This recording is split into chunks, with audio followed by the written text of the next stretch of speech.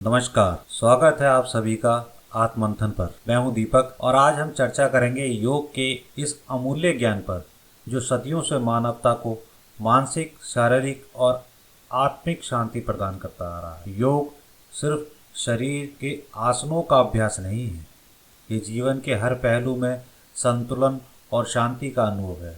आज के इस वीडियो में हम योग के बारे में चर्चा करेंगे जो आपको तनाव मुक्त और मानसिक रूप से सशक्त बनाने में मदद करेगा। अगर आप भी अपने जीवन में योग को एक नई दिशा देना चाहते हैं तो इस वीडियो को अंत तक जरूर देखें। योग के एक सरल और प्रभावी अभ्यास से आपको शारीरिक और मानसिक लाभ मिलेगा। तो शुरू करते हैं।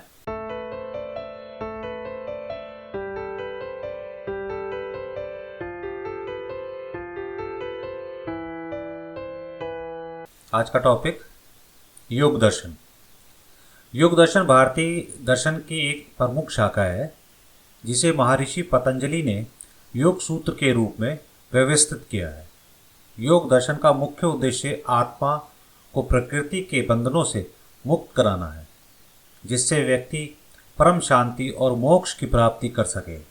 यह दर्शन मानसिक, शारीरिक और आध्यात्मिक अनुशासन के माध्यम से चित्त की शुद्धि और ध्यान की उच्चतम अवस्था में पहुंचने का मार्ग दिखलाता है। योग दर्शन का मुख्य उद्देश्य चित्त वृत्तियों का निरोध है, जिसका अर्थ है मन की गतिविधियों का नियंत्रित करके आत्मज्ञान प्राप्त करना। अभी मैंने लास्ट एपिसोड में आपको सांख्य दर्शन के बारे में बताया था और उसकी एक सबसे पहले प्रकृति और आत्मा के बारे में आपको थोड़ी सी जानकारी दी थी। आज इस भाग में हम सांख्य दर्शन को योग दर्शन का एक घनिष्ठ संबंध किस तरह से है इसके बारे में जानकारी देंगे। दोनों ही दर्शन मानव जीवन के दुख से मुक्ति पाने का मार्ग बताता है, लेकिन उनके दृष्टिकोण में कुछ भिन्नताएं हैं। सांख्य दर्शन में मैंने आपको बताया था कि 25 तत्वों का सिद्धांत है, संख्या है, जिसमें 25 चीज़ें बताई हैं, जिसमें प्रकृति और पुरुष के लाभ को महत्वपूर्ण माना गया है। पुरुष स्वतंत्र है, लेकिन अज्ञानवश प्रकृति से बंध जाता है। सांख्य दर्शन और योग दर्शन का घनिष्ठ संबंध है। दोनों ही दर्शन मानव जीवन के दुख से मुक्ति पाने का मार्ग बताता है, लेकिन उनके दृष्टिकोण में कुछ भिन्नता है। सांख्य दर्शन में 25 तत्वों का सिद्धांत है, जिसमें प्रकृति और पुरुष के अलगाव को महत्वपूर्ण माना गया है। पुरुष स्वतंत्र है, लेकिन अज्ञानतावश प्रकृति से बंधा रहता है। सांख्य इस बंधन से मुक्ति पाने के लिए ज्ञान को प्रमुख मानता है। योग दर्शन सांख्य दर्शन के सिद्धांतों को स्वीकार करता है, लेकिन ज्ञान के साथ साथ साधना को भी मुक्ति का साधन मानता है। योग दर्शन संख्या का व्यवहारिक रूप है, जिसमें व्यक्ति स्वयं को ध्यान और आत्म अनुशासन के माध्यम से आत्मज्ञान की ओर ले जाता है। इस प्रकार योग दर्शन का सांख्य दर्शन से संबंध है, क्योंकि दोनों ही दर्शन आत्मज्ञान और मुक्ति का मार्ग दिखाते हैं, लेकिन योग दर्शन में ध्यान और साधना पर विशेष बल दिया गया है, जबकि सांख्य दर्शन में ज्ञान की प्रमुखता है। और मैंने अभी आपको बताया था योग दर्शन जो है ना, महर्षि पतंजलि द्वारा रचित ग्रंथ है और सांख्य दर्शन और योग दर्शनों का दोनों का आपसी संबंध है। अगर आप योग दर्शन पढ़ते हैं तो आपको पहले सांख्य दर्शन को समझना होगा, तभी आप योग दर्शन को समझ सकते हैं। और वैसे ये दोनों विचारधाराएं अलग अलग हैं, जो मैंने आपको जिस तरह से बताई। अब इस विचारधारा में जो योग दर्शन है उसमें क्या है, उसके कुछ 8 नियम हैं, जिसको हम एक तरह से ये कह सकते हैं अष्टांगी मार्ग बताया है।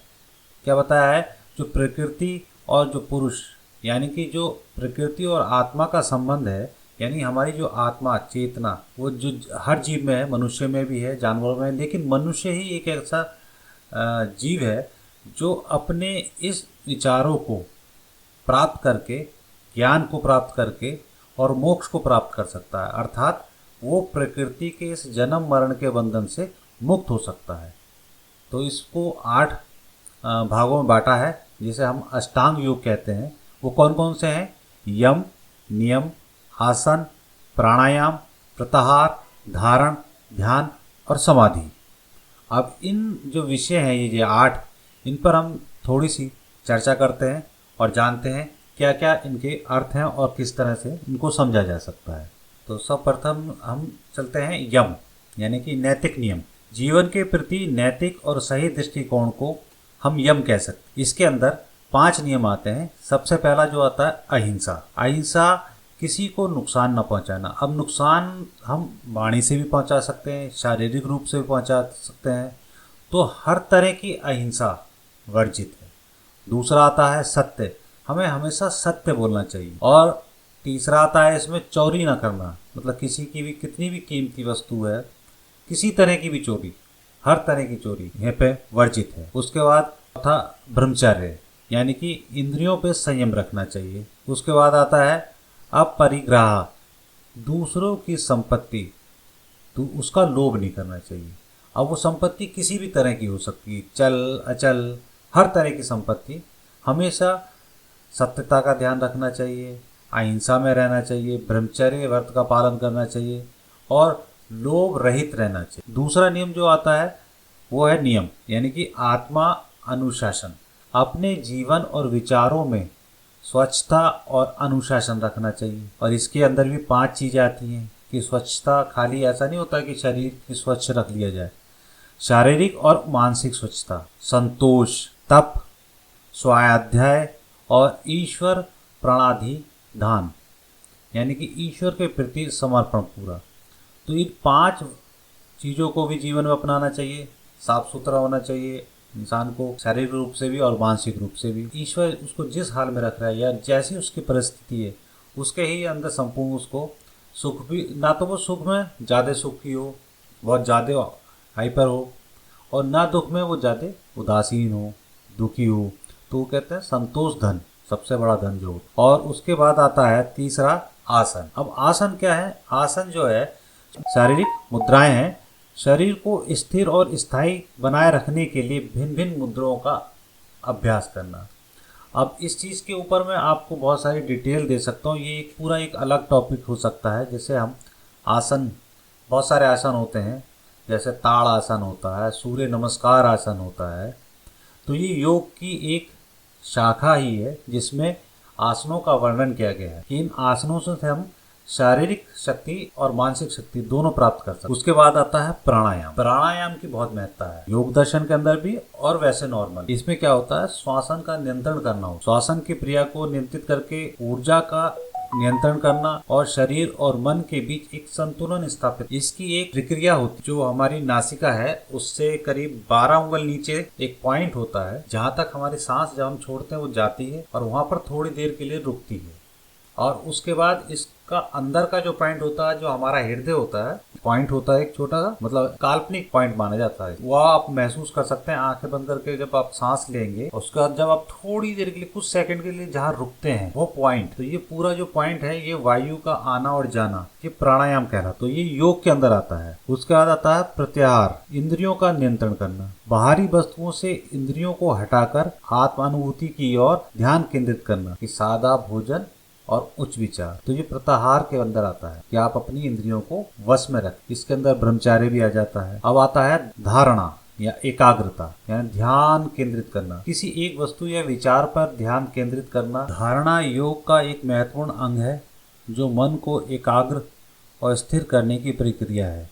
ये मानसिक अनुशासन का अभ्यास है जिससे व्यक्ति ध्यान और समाधि की ओर बढ़ता है। धारणा न केवल मानसिक शांति और स्थिरता प्रदान करती है बल्कि आत्मज्ञान और आध्यात्मिक उन्नति के लिए मार्गदर्शन करती है। तो आपको ध्यान के धारणा के बारे में बता दिया। अब इसके बाद जो आता है वो आता है ध्यान, मेडिटेशन। निरंतर और अविचलित ध्यान लगाना जिसमें ध्यान की वस्तु और ध्यानकर्ता के बीच विभाजन समाप्त हो जाता है। और 8वां जो आता है वो आता है समाधि। यह योग की उच्चतम अवस्था है जहाँ साधक आत्मा और या ब्रह्म के साथ एक तत्व अनुभव करता है और मोक्ष प्राप्त करता है। योग दर्शन के 4 अध्याय हैं। पतंजलि के योग सूत्र 4 अध्यायों में विभाजित किया गया है। सबसे पहले समाधिपाद, इसमें समाधि की परिभाषा और चित्त के प्रकार का वर्णन किया गया है। यह योग की प्रारंभिक अवस्था है, समाधि के महत्व पर जोर देता है। दूसरा आता है साधनापाद। यह अध्याय योग की साधना के विभिन्न तरीकों को केंद्रित है जिसमें अष्टांग योग का विस्तार से वर्णन किया गया है। विभूतिपाद, इस अध्याय में योग की उन्नत अवस्थाओं का वर्णन है जिसमें सिद्धियां हैं, अति मानवीय क्षमताओं का उल्लेख है जो ध्यान की गहरी अवस्था में प्राप्त होती है। उसके बाद आता है कैवल्यपन। ये अध्याय मोक्ष की अवस्था पर केंद्रित है जिसमें आत्मा की पूर्ण मुक्ति और प्रकृति से अलगाव का वर्णन किया गया है। अब योग का महत्व क्यों है? योग दर्शन केवल शारीरिक आसनों तक सीमित नहीं है, बल्कि इसका उद्देश्य मानसिक और आत्मिक विकास करना है। योग दर्शन जीवन में शांति, संतुलन और अंततः आत्मज्ञान की ओर प्रेरित करता है। योग दर्शन के अभ्यास से व्यक्ति अपने मानसिक भावनात्मक संकटों से मुक्ति पा सकता है और चित्त की स्थिरता प्राप्त कर सकता है, जिससे अंततः आत्मा की शुद्धि और मोक्ष की प्राप्ति होती है। अब समझते हैं उद्देश्य क्या है इस योग दर्शन का। योग दर्शन का अंतिम लक्ष्य है कैवल्य यानी आत्मा की मुक्ति। इस दर्शन के अनुसार आत्मा प्रकृति के बीच अलगाव का अनुभव करना ही मोक्ष है। जब आत्मा प्रकृति से स्वतंत्र हो जाती है तब वह अपने वास्तविक स्वरूप में स्थित हो जाती है और यह स्थिति समाधि द्वारा प्राप्त होती है। अलग होने का मतलब ये हो गया कर्म भोग चक्र से आप मुक्ति प्राप्त कर लें, यानी सुख दुख से आप अपने आप को अलग कर लें। इस प्रकार योग दर्शन एक संपूर्ण जीवन पद्धति है जो व्यक्ति को शारीरिक, मानसिक, आध्यात्मिक विकास की दिशा में मार्गदर्शन कराती। अब थोड़ा सा इसके योग दर्शन और विज्ञान के बारे में समझ लेते हैं थोड़ा सा कि इसमें क्या संबंध है। विशेषकर जब मानसिक और शारीरिक स्वास्थ्य की बात आती है तो योग दर्शन और विज्ञान दोनों ही मानव अनुभव, शरीर, मन और आत्मा के संबंधों को समझाने की कोशिश करते हैं, लेकिन उनके दृष्टिकोण और तरीकों को हम भिन्न समझ सकते हैं, परंतु ये एक ही है। साथ ही धर्म में योग दर्शन की व्याख्या विभिन्न विभिन्न रूपों में की गई है, लेकिन इसका मूल उद्देश्य आत्मा और परमात्मा का मिलन होता है। अब यहाँ पर जो परमात्मा है इसकी व्याख्या हमें सांख्य दर्शन में भी नहीं मिलती है, लेकिन योग दर्शन में थोड़ा बहुत इसका व्याख्या मिलती है। खैर, योग दर्शन और आधुनिक विज्ञान का जो संबंध है उसको हम और अच्छी तरह से अगर समझना चाहते हैं तो ये जाने कि मानसिक और शारीरिक स्वास्थ्य के लिए बहुत जरूरी है। योग दर्शन के मुख्य उद्देश्य में चित्त की वृत्तियों का निरोध यानी कि मन की गतिविधियों को रोकना शामिल है। आधुनिक विज्ञान विशेष रूप से मनोविज्ञान और न्यूरोसाइंस ये स्वीकार करते हैं कि योग और ध्यान से मानसिक शांति और चित्त की स्थिरता प्राप्त होती है। कई शोधों से ये साबित हुआ है कि योग और ध्यान के अभ्यास से तनाव, चिंता और अवसाद को कम करने में मदद मिलती है और ये मानसिक स्वास्थ्य को बेहतर बनाता है। आजकल बहुत से हॉस्पिटलों में योग की क्लासेस भी होती हैं। योग की क्लासें आज तो काफ़ी जगह प्रचलित हैं, विदेशों में भी बहुत ज़्यादा योग का प्रचलन बढ़ा है। ध्यान और मस्तिष्क। न्यूरोसाइंस के शोध में पाया है कि ध्यान के दौरान मस्तिष्क में कुछ हिस्सों में गतिविधियां बढ़ जाती हैं, जो ध्यान केंद्रित करने, स्मृति सुधारने, भावनात्मक संतुलन बनाने में मदद करता है। ध्यान करने से मस्तिष्क में न्यूरोलॉजिस्ट यानी कि मस्तिष्क के बदलने की क्षमता में सुधार होता है। ध्यान और मस्तिष्क। न्यूरोसाइंस के शोध में पाया गया है कि ध्यान के दौरान मस्तिष्क के कुछ हिस्सों में गतिविधियां बढ़ जाती हैं, जो ध्यान केंद्रित करने, स्मृति सुधारने और भावनात्मक संतुलन बनाने में मदद करता है। ध्यान करने में मस्तिष्क के बदलाव की क्षमता में बड़ा सुधार होता है, जिससे व्यक्ति की भावनाएं और विचारों पर नियंत्रण बेहतर होता है। योग और शारीरिक स्वास्थ्य। योग के अभ्यास से शारीरिक स्वास्थ्य पर भी सकारात्मक प्रभाव पड़ता है। वैज्ञानिक शोध बताते हैं कि योग के अभ्यास से हृदय की सेहत में सुधार होता है, श्वसन तंत्र मजबूत होता है और शरीर लचीलापन एवं सहन शक्ति बढ़ती है। नियमित योग से रक्तचाप और कोलेस्ट्रॉल स्तर को नियंत्रित करने में मदद मिलती है। अब उसके बाद आता है प्राणायाम और श्वसन विज्ञान। योग दर्शन का महत्वपूर्ण हिस्सा है ये। वैज्ञानिक दृष्टिकोण से प्राणायाम श्वसन तंत्र को सुधारता है और ऑक्सीजन के उपयोग को बढ़ाता है। इससे शरीर के अंदर की ऊर्जा का संतुलन बना रहता है और तनाव कम होता है। प्राणायाम पर किए गए अध्ययनों से ये पता चलता है कि शरीर के अंदर की श्वसन प्रक्रिया को बेहतर बनाना योग का सबसे महत्वपूर्ण अंग है, जिससे मन शांत और शरीर को अधिक ऑक्सीजन प्राप्त होती है। योग और तंत्रिका तंत्र में क्या संबंध है? विज्ञान मानता है कि योग का अभ्यास शरीर के स्वायत्ता तंत्रिका तंत्र पर सकारात्मक प्रभाव डालता है, जो तनाव प्रतिक्रियाओं को नियंत्रित करता है। इससे प्रतिक्रियाएं कम होती हैं, जिससे व्यक्ति शांत रहता है और बेहतर ढंग से समस्याओं का समाधान करता है। हाल के शोधों से ये पता चला है कि योग और ध्यान कोशिकाओं पर भी असर डालता है। इनसे टेलोमेरेस की लंबाई बढ़ती है, जो कोशिकाओं की उम्र बढ़ाने की प्रक्रिया को धीमा करता है। इस प्रकार योग का अभ्यास जीवन को लंबा और स्वस्थ बनाने में भी अपना योगदान देता है। हिंदू धर्म। योग दर्शन की उत्पत्ति हिंदू धर्म में हुई है और इसे आत्मज्ञान और मोक्ष के साधन के रूप में देखा जाता है। हिंदू धर्म में योग का उद्देश्य आत्मा और परमात्मा के बीच की दूरी को समाप्त करना है। भगवत गीता में भी योग के विभिन्न शाखाओं जैसे कर्म योग, ज्ञान योग, भक्ति योग का वर्णन है, जो आत्मा की मुक्ति के विभिन्न मार्गों को बताता है। योग दर्शन को अध्यात्म प्रगति का एक आवश्यक साधन माना जाता है। उसके बाद आता है बौद्ध धर्म। बौद्ध धर्म में ध्यान और योग का महत्वपूर्ण स्थान है। बुद्ध ने ध्यान और मानसिक ज्ञान या मानसिक अनुशासन को आत्मज्ञान और निर्माण प्राप्ति का साधन के रूप में प्रस्तुत किया, जो चित्त की शुद्धि और दुख से मुक्ति का मार्ग है। बौद्ध योग ध्यान और शांति पर आधारित है, जिसका उद्देश्य बोधि या आत्मज्ञान प्राप्त करना है। जैन धर्म में भी योग का महत्व है। जैन धर्म के अनुसार योग का उद्देश्य आत्मा की शुद्धि और कर्मों के बंधन से मुक्ति प्राप्त करना है। जैन धर्म में ध्यान और समाधि को आत्मा के वास्तविक स्वरूप को पहचानने के साधन के रूप में देखा जाता है। इस्लाम में क्या है? इस्लाम में योग की मान्यता नहीं है। जिस तरह से हिंदू या और धर्मों में है, इस्लाम में उस तरह से नहीं है, लेकिन सूफी परंपरा में ध्यान और आत्मानुशासन के तत्व मिलते हैं। सूफी संत ध्यान और प्रार्थना के माध्यम से ईश्वर के साथ एक हो जाने की ओर अग्रसर होते हैं। और ईसाई धर्म में योग की वैसे परंपरा नहीं है, लेकिन मेडिटेशन यानी कि ध्यान और प्रार्थना एक महत्वपूर्ण स्थान रखती है। कई ईसाई संतों ने ध्यान के माध्यम से ईश्वर की उपस्थिति को महसूस करने और आत्मिक शांति प्राप्त करने की बात कही है। आधुनिक समय में कई ईसाई योग को आत्मिक विकास की साधना के रूप में अपनाते हैं। हालांकि कुछ रूढ़िवादी ईसाई इस धर्म से अलग मानते हैं थोड़ा सा, वो तो खैर अपने अपने व्यक्ति की सोच है। अच्छा, आगे हम चलते हैं। ये देखते हैं कि इसके बाद कि योग दर्शन और आधुनिक विज्ञान के बीच संबंध ये दर्शाता है कि दोनों मानव जीवन को बेहतर बनाते हैं। मुख्य जो इसका उद्देश्य है वो यही है कि इन दोनों की दृष्टिकोण अलग अलग हो सकते हैं, परंतु इनका मत एक ही है। जहाँ योग दर्शन मानसिक और आत्मिक शांति की बात करता है, वहीं विज्ञान जो है इसे वैज्ञानिक रूप से प्रमाणित करता है कि कैसे योग के अभ्यास से शरीर और मन को लाभ पहुंचता है।